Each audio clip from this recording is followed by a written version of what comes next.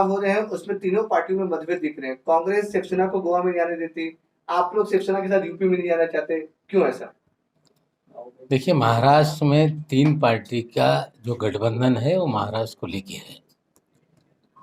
राष्ट्रवादी Congress party की स्पष्ट भूमिका है कि राज्य इकाई जो फैसला करेगी उस तरह का निर्णय उसको मान्यता पार्टी देगी।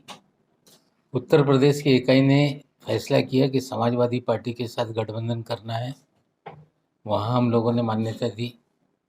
गोवा में हम लोग चाहते थे कि कांग्रेस के साथ बैठकर साथ में चुनाव लड़ा जाए, लेकिन गोवा के स्थानीय नेताओं की जो रवैया है उसके कारण वहाँ गठबंधन नहीं हो पा रहा है।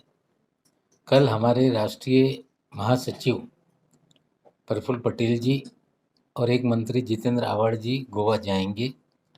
शिवसेना के साथ बात होगी और लोगों से बात जो होना है वो होगी, और कल कोई अंतिम निर्णय गोवा को लेकर पार्टी करेगी, जिसकी घोषणा प्रफुल्ल पटेल जी स्वयं गोवा में करेंगे।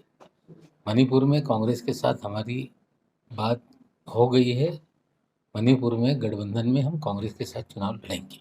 अपना वजूद आम आदमी पार्टी अपना वजूद देशव्यापी बनाने के लिए छोटे राज्यों में चुनाव लड़ रहे हैं, ये सच्चाई है। राष्ट्रवादी कांग्रेस पार्टी लगातार गोवा में कांग्रेस के साथ रही। महाराष्ट्र से सटा हुआ इलाका है, मराठी भाषिक लोग भी गोवा में हैं।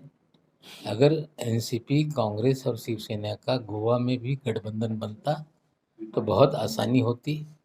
कुल मिला के जिस तरह से कांग्रेस के कुछ नेता, जिन्होंने 5 साल पहले भूमिका लेने की वजह से गोवा फॉरवर्ड और ख़ास करके दिगंबर कामत जी ने जो शर्तें लगाई थी, जिसके कारण 5 साल तक बीजेपी गोवा में सत्ता में बनी रही, उन्हीं लोगों के कारण वहाँ पे कुछ अड़चन पैदा हो रही है। लेकिन अगर कांग्रेस अकेले ने भी जाना चाहती है तो निश्चित रूप से कल प्रफुल्ल पटेल जी शिवसेना के नेताओं के साथ बात करेंगे, और कुछ नेता भी पार्टी में आना चाहते हैं, पूर्व मंत्री भी हैं। वो सारे घटनाक्रम के बाद प्रफुल्ल पटेल जी गोवा में सारी जानकारी देंगे। सर उठ के आगे बढ़ती नहीं है, ऐसे में वो बीजेपी के सामने नहीं खड़ी हो सकती, इसलिए परिकर परिवार को लेकर किसी तरह की सलाह ना दे। जो लोग नवसिखिया राजनीति में आए वो राष्ट्रवादी कांग्रेस पार्टी को लेकर लगातार टिप्पणी कर रहे हैं। शायद उन्हें पता नहीं कि कांग्रेस गठबंधन में राष्ट्रवादी कांग्रेस पार्टी के मंत्रिमंडल में मंत्री रहे हैं लगभग 10 सालों तक। हमारा डिप्टी चीफ मिनिस्टर वहाँ पे रहा है। शायद या तो उनकी याददाश्त सही नहीं, या वो सच्चाई को स्वीकारना नहीं चाहते। जो लोग टिप्पणी कर रहे हैं उन्हें समझना पड़ेगा कि पवार साहब ने महाराष्ट्र में भारतीय जनता पार्टी को कातरज का घाट दिखाया है, और आगामी दिनों में काशी घाट पे ही बीजेपी को रोकने का काम देश में हम करेंगे।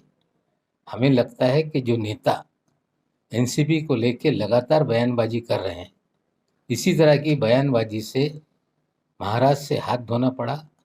हमें लगता है यही बयानबाजी भारतीय जनता पार्टी को देश की सत्ता से बाहर ढकेलेगी।